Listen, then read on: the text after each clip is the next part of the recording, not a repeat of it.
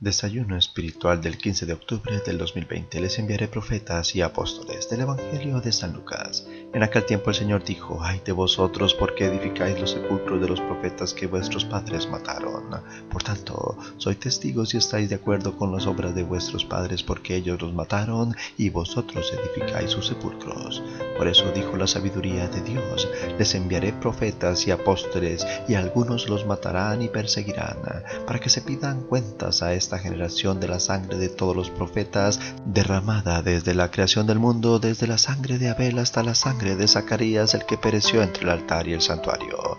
Sí, os aseguro que se pedirán cuentas a esta generación.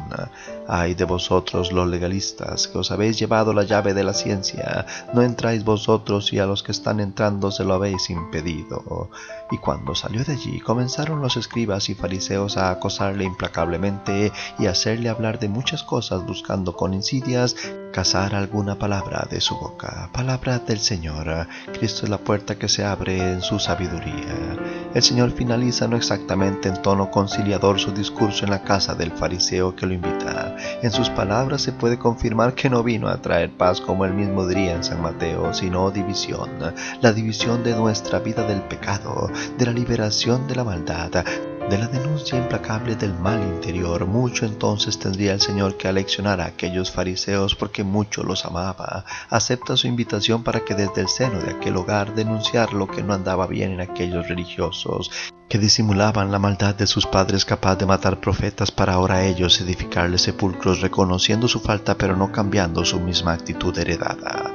Jesús solo destapa su conducta soberbia, interesada en seguir en su poder, y no se equivoca, claro que no. Por eso el Evangelio termina diciendo que con más ahínco lo empezaron a acosar para cazarlo, para deshacerse de él, tal como hicieron sus antepasados con los enviados del Padre.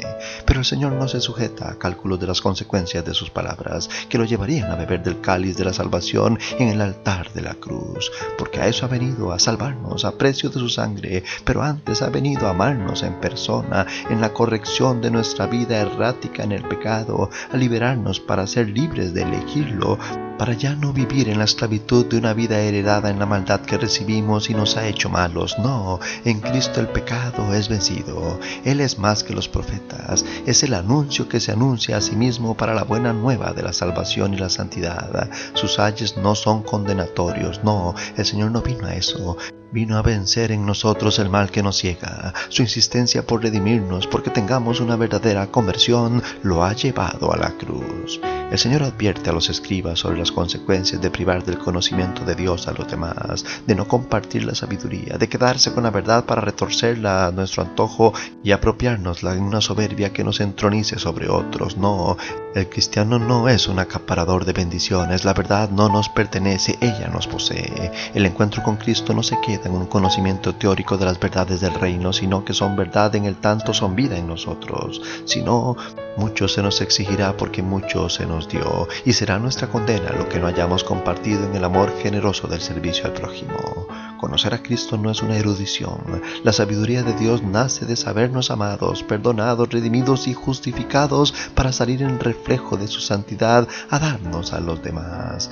No se habla entonces de lo que no se vive, no se corrige en otros lo que no estamos permitiendo a Dios corregir en nuestro propio corazón, por el don del consejo que otros nos puedan dar.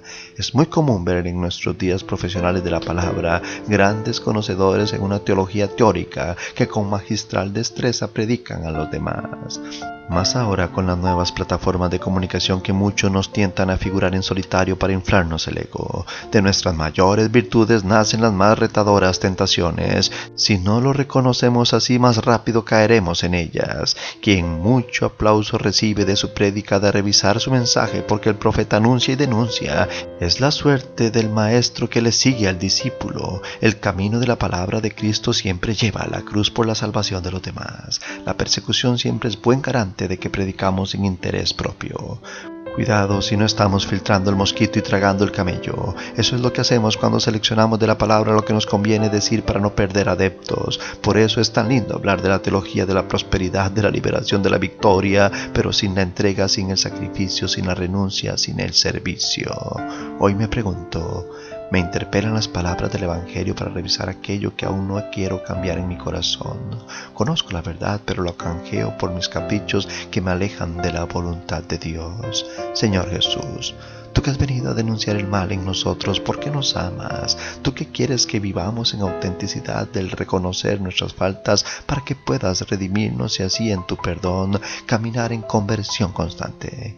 Permítenos ser testigos de tu salvación en la fe vivida en el servicio, que mi vida solo sea reflejo de tu misericordia y no escándalo por mi hipocresía de vivir en una doble moral. Que pueda en humildad pedirte que me quites todo lo que me separa de ti y me des todo lo que me acerque a ti. Amén. Feliz día.